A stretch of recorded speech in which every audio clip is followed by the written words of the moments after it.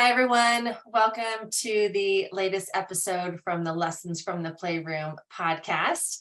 I have with me another amazing guest today. We're going to be chatting about bibliotherapy. So if you are not familiar with or you use bibliotherapy and you want to enhance what you do, this is going to be a really awesome episode for you to listen to. So let me go ahead and introduce our very special guest for today. I have with me the amazing Althea Simpson. And a couple of things about this wonderful woman. I learned a lot about you from your bio. You're up to a lot of stuff in this world. So she's the founder of Brighter Day Therapeutic Solutions and Unicorn Life Training. You do tons of trainings all around the world. She's a licensed clinical social worker, registered play therapy supervisor, and certified Lego Serious Play facilitator. Here are some of the cool things about Althea. In addition to her counseling background, she has a Bachelor of Science degree in Business Management, a Master of Business Administration in Marketing. You also have a Master of Social Work in Organizational Leadership.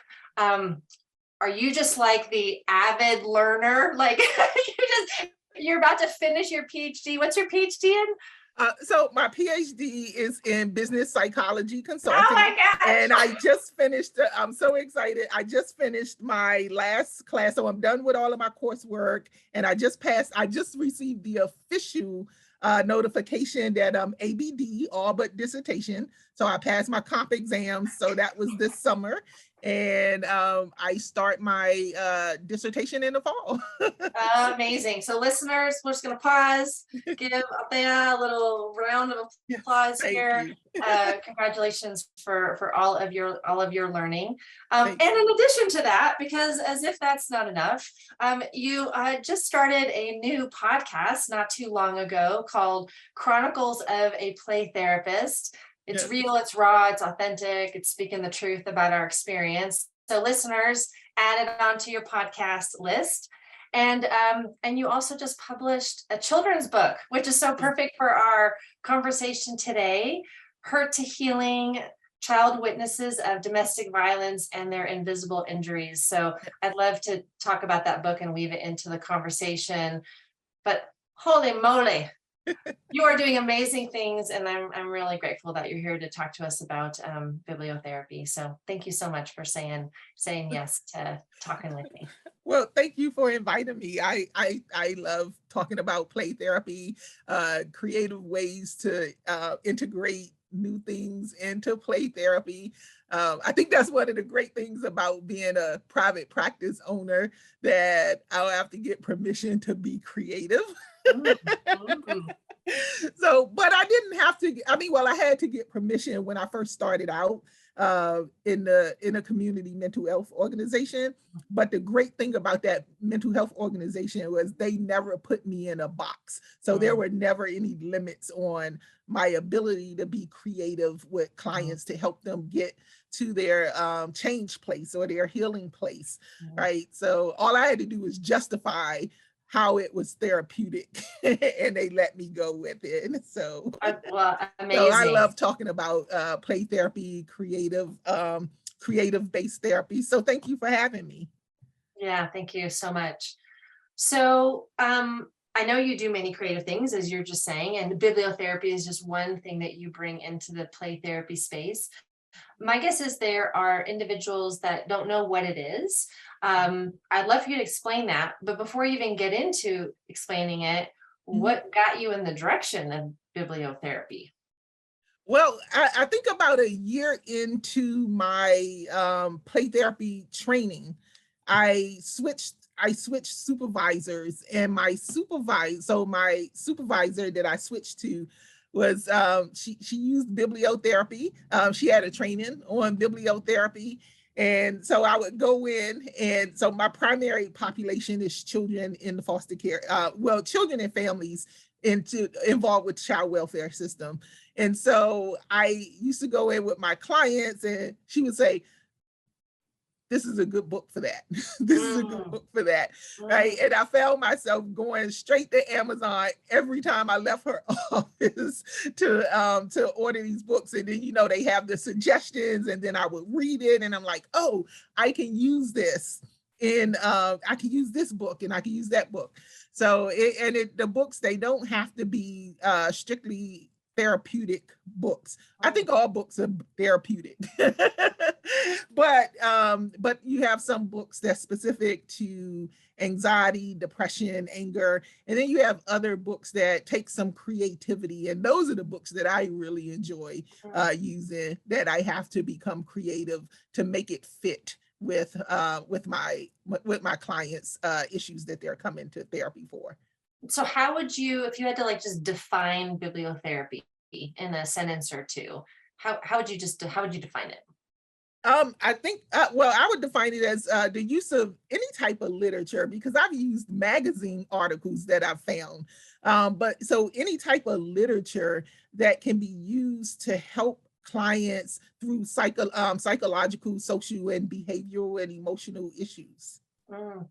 Okay, so take us into the world of bibliotherapy. Why is it helpful? Why is it a great medium for healing for kids? Bring us into it. So, bibliotherapy, it actually started out as a collaboration between, and so this is one of the things that I do when I go in the direction of something that I'm going to use in my practice. I do tons of research, and I guess that comes from my research background working at the American Psychiatric Association, where my department developed practice guidelines to treat mental health disorders. So I started researching bibliotherapy, and what I found was it started as a collaboration for the use of mental health, started as a collaboration with the library and mental health professionals. So I was very interested about that. But bibliotherapy, you want to make sure that whatever books that you choose to use, or whatever literature you choose, it is aligned with what the client is struggling with. It allows bibliotherapy. It allows the client to create distance from their problems, which gives an added safety. And but it also, creating that distance, it gives them an opportunity to what's the word I'm looking for? It gives them an opportunity to identify with the characters in the book and their problems. And it's like, I'm not the only child that's going through this. Someone else went through this. Even if the characters are animals, they can still say, you know what, someone else went through this. And I explain that to clients. Yeah, this is somebody probably went through this just like you, and they just did the animals. Because I'm very transparent with my clients. It creates that distance and that safety, so you don't feel like the finger is being pointed at you and your issues. And I have that conversation with my clients. I mean, what a cool thing. You just put a little aha in there for me around the simple act. If I'm a kid, and the simple act of me reading this story that feels familiar, the fact that there is a story about it must mean that somebody went through it to be able to write a story about it. So there's almost like a double normalization, not only the characters, but the fact that there is even a story about it in the first place. Yes. How healing, and then that's healing. Yes. So beautiful. Yeah. Yes, absolutely. I have a question that just came to mind, because we know that kids, and depending on where they are in their relationship with their own trauma story, that some kids need a lot of distance, some kids don't need a lot of distance. Is that a factor in picking out books? Like, would you pick out a book, for example, of a child where maybe the character looked like the child, was the same age of the child, versus a time when you might pick out a book where it was an animal or something else that was a little bit more removed? Is that ever a factor in picking out books, out of curiosity?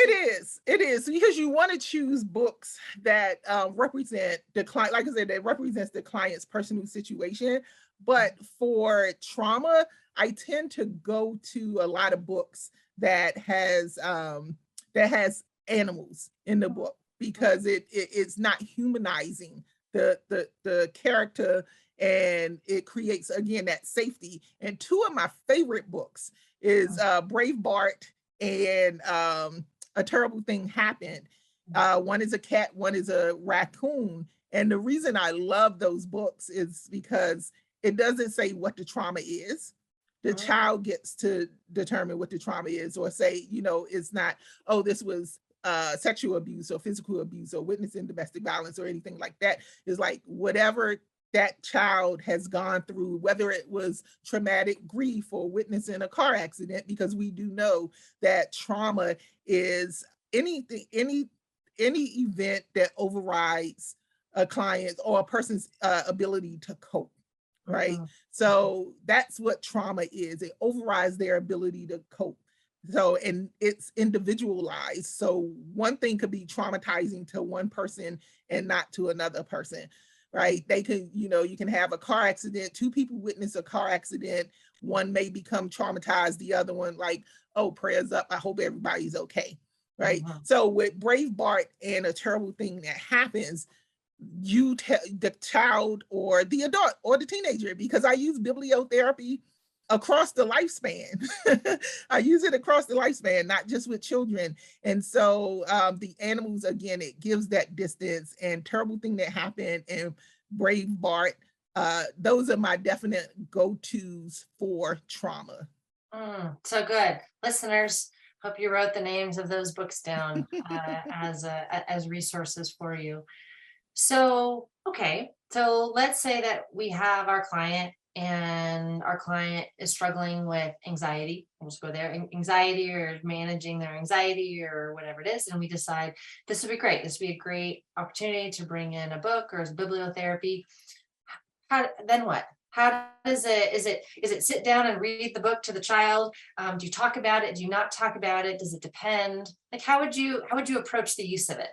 It depends on the child. It depends on the situation. And even for teenagers and adults, if like my all-time favorite book, I can't say it's my all-time favorite book. And I just want to say that there are no conflicts of interest. I don't get paid for mentioning these books or anything. I'm not an affiliate. I just find these to be very useful in my work.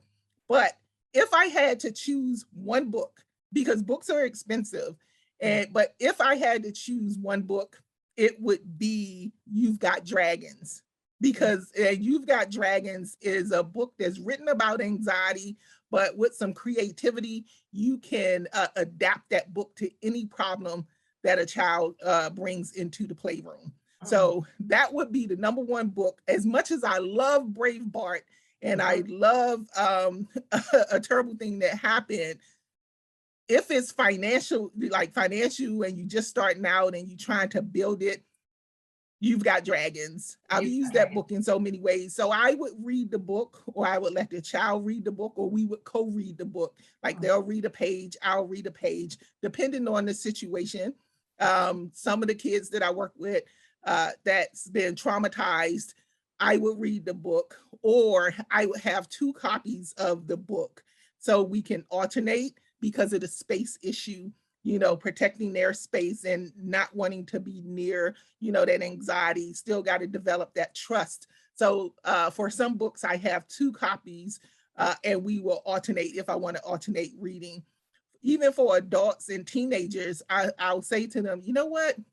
This book, I know it's a kid's book, hear me out, but I think that it will make a connection to what you're experiencing, or help you gain some insight in your situation. So do you mind if I read the book? So I wouldn't ask them to read it. I would ask them, do they mind if I read the book? Right? And some will say yes. And then some will be like, you know what? No. And I'm like, but I know the book. So I'm still taking things from the book without the book even being there. I take things from the book. So I'm still doing bibliotherapy because it's coming from that book. They just don't physically see the book. Right. So it just depends on the person. And so we read the book. I'm very tactile. So I love activities. And so I create a lot of activities to go with with what we read, so they can take those activities home, because the real therapeutic change happens outside of the therapy room, right? So I want parents to reinforce what their children are learning in the therapy room. So I send those activities home and encourage parents to take 5 to 10 minutes at least once or twice a week and pull out those activities, because we create a whole box that they can decorate and everything and put all of those activities in when they go home. So I encourage parents to go through the box once a week and kind of pick out one of those activities to reinforce what we are doing in the therapy room. So continue on that line of thinking. How do you involve the parents or caregivers and family in bibliotherapy? Like, how can that be brought together? So one of the things for me, when I first start working with a family, at the first phone call, I let them know that, I am a play therapist. I use a lot of expressive activities. A lot of those activities, the kids take home with them, a lot of the work, depending on what type of work it is, that comes out of the activities that we do. But I let parents know that I do not work with children under the age of 18 without parental involvement. So you will be a part of their therapy sessions. And I explain it to it. I give them a heads up about what we're going to do, why we're going to do it.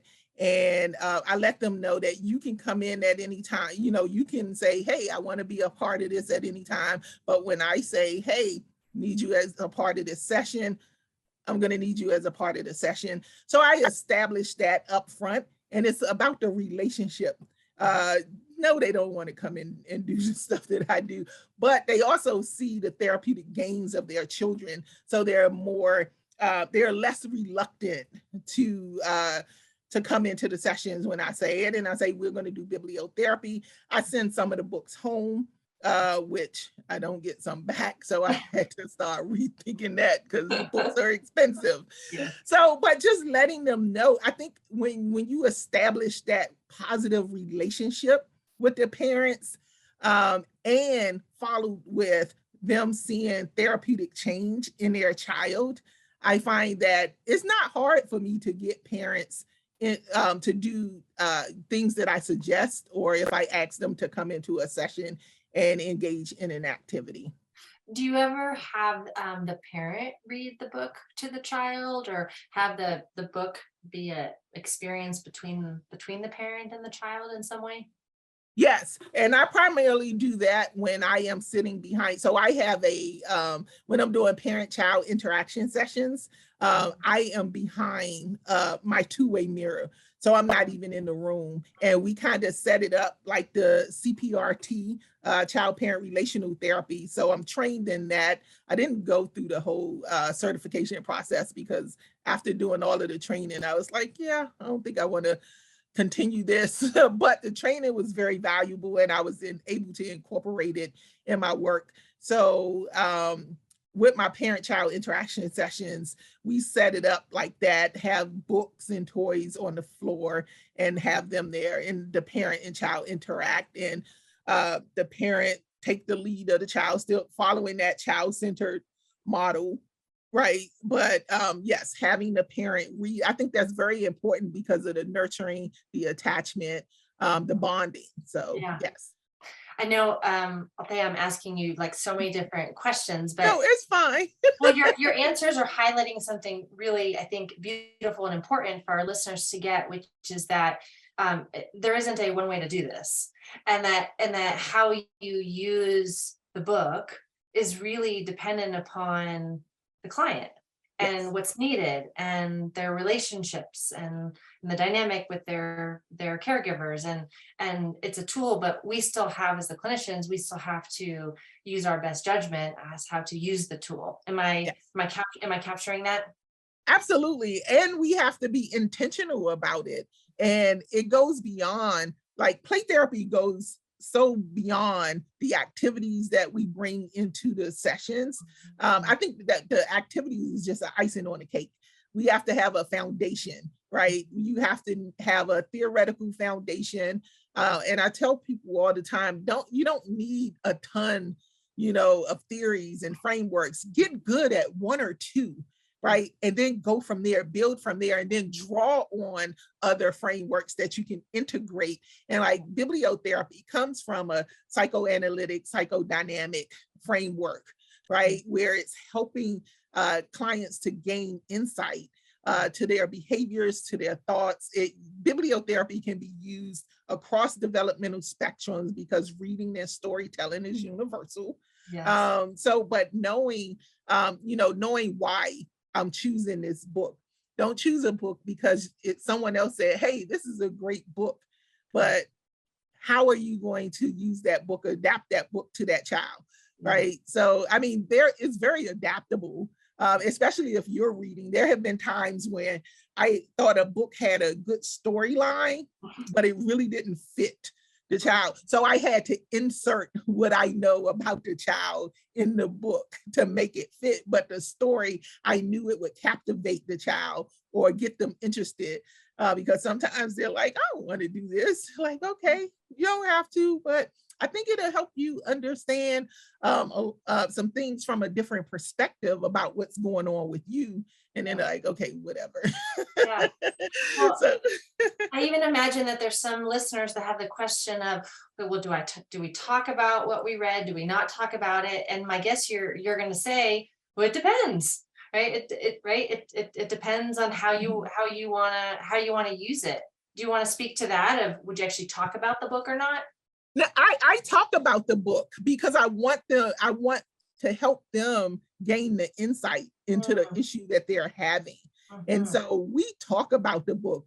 With some kids, I go into more detail, but yes, we definitely talk about the book, and I almost always follow up the book with an activity. And sometimes we'll read half the book and do an activity, and then we'll read the next half in the next session and do an activity, adding on to the activity because, you learn in repetition.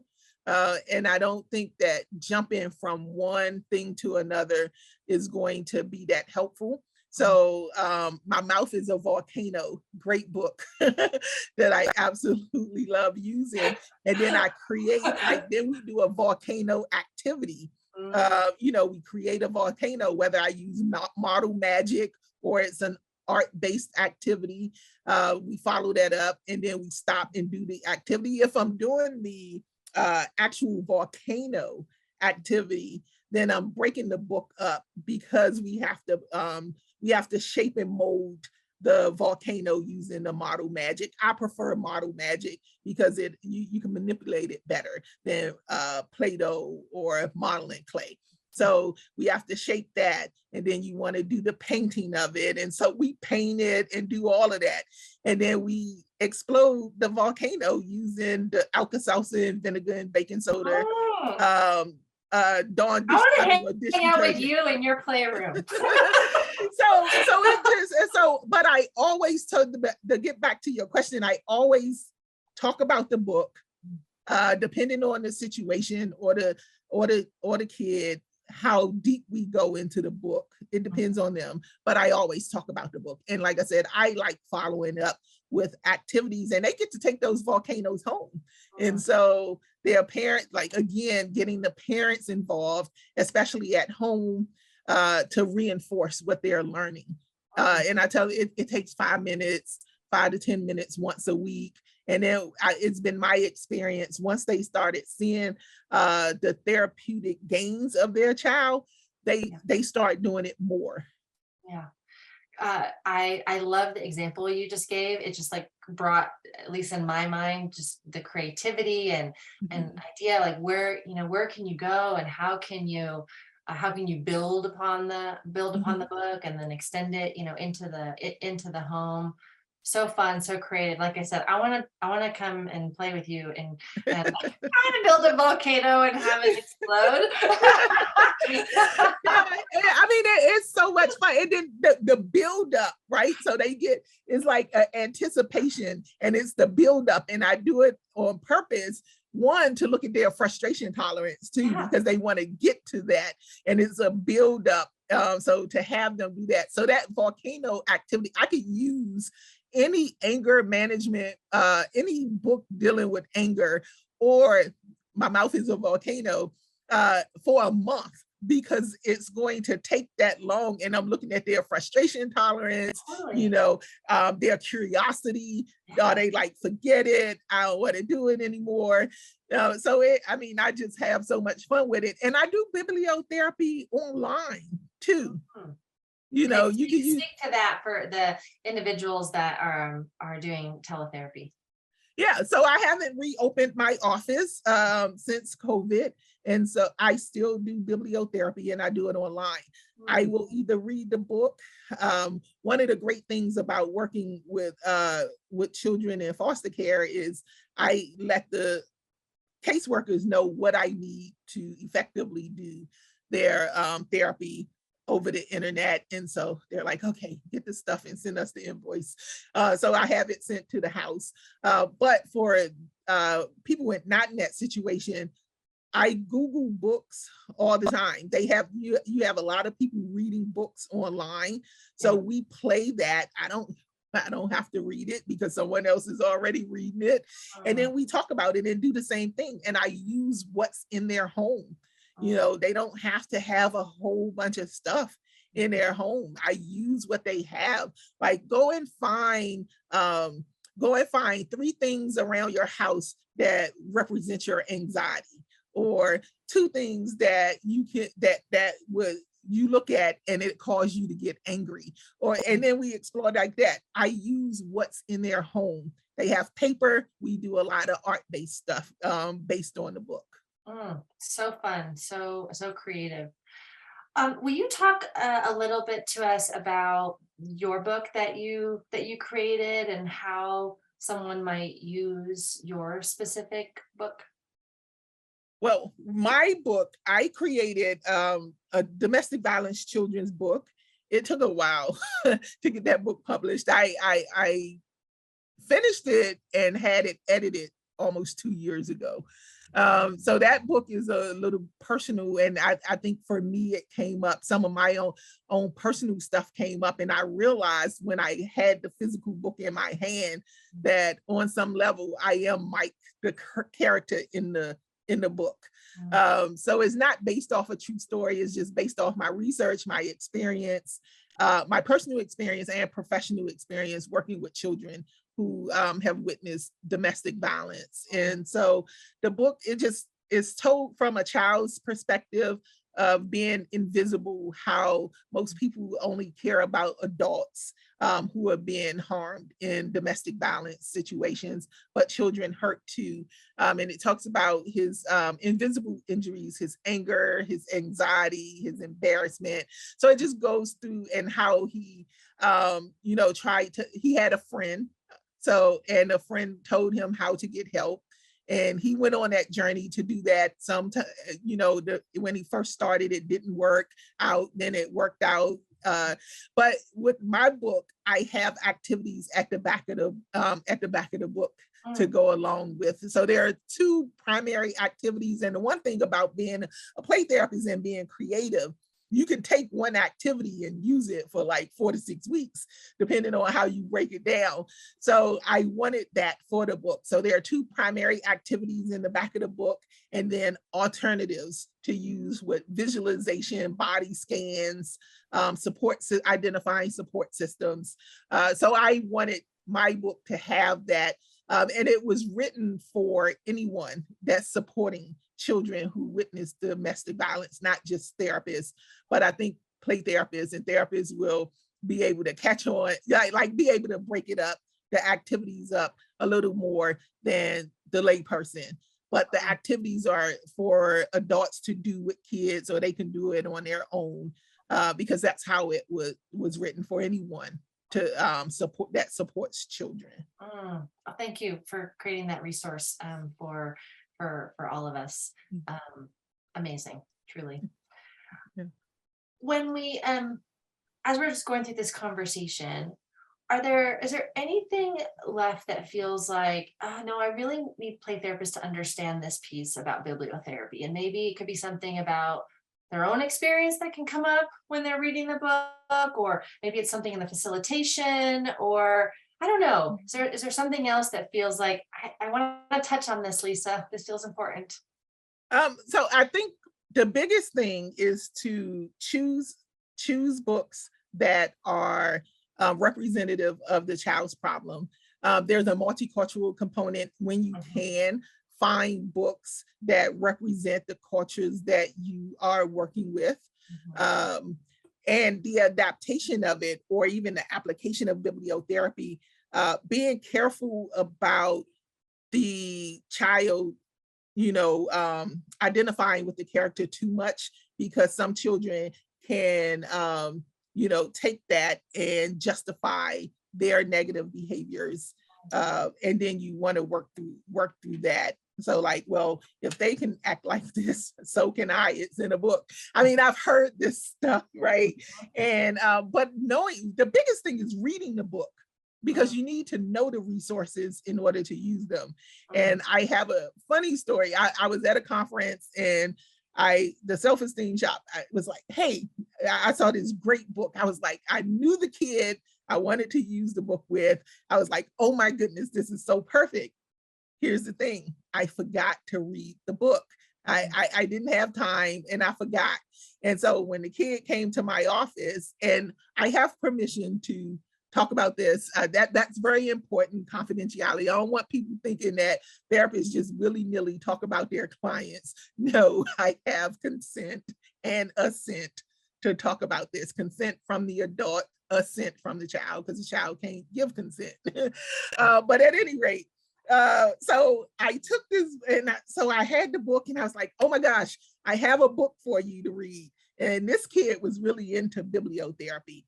And so we read the book, and the kid just looked at me and was like, yeah, so if they can't solve the problem, how can I? So you want to try to choose books that solve problems where the character is solving the problem. And so I was like, oh, snap. Yeah, did you have your snack yet? And I was like, let's just do a snack. And so while they were we'll read part 2 next week. And so I was just thinking about the story, right? Thinking about the story and how I could come up with solving this problem. But the great thing about it is that we were able to solve the problem together. But it also taught them another lesson, that things are not going to always be exact, and we're going to have to put in some extra work. But so you don't get caught off guard like that, read the books, see if they can try to choose books where the character solves the problem. Where the character solves the problem. Yeah. I have, this whole conversation is making me think of, I kept my favorite book as a child. And it was a book that I never really knew, why was that my favorite book? But I just loved the book, and I kept it. And I pulled it out probably 6 months ago and reread it as an adult with a new lens to ask, what was happening for me at that time? And why was that book so important and so meaningful for me at that time? And at the time, golly, it sure would have been helpful if an adult had sat down and talked me through and helped me identify with the characters, because I just knew the book helped. And it's not until now as an adult where I went, now I understand why that book was so helpful. But just the power, right? There's something about the story that can get in there and can touch us in really meaningful ways. Love it. Yeah. Love it. And it can help them use their imagination. Like you can put them in the story. Again, if they're ready, a lot of this depends on the child. Another thing is knowing which books to choose is really important. Being able to place the child in the story, but again, it has to be safe for to go in that direction, and using their imagination. And how would you solve this?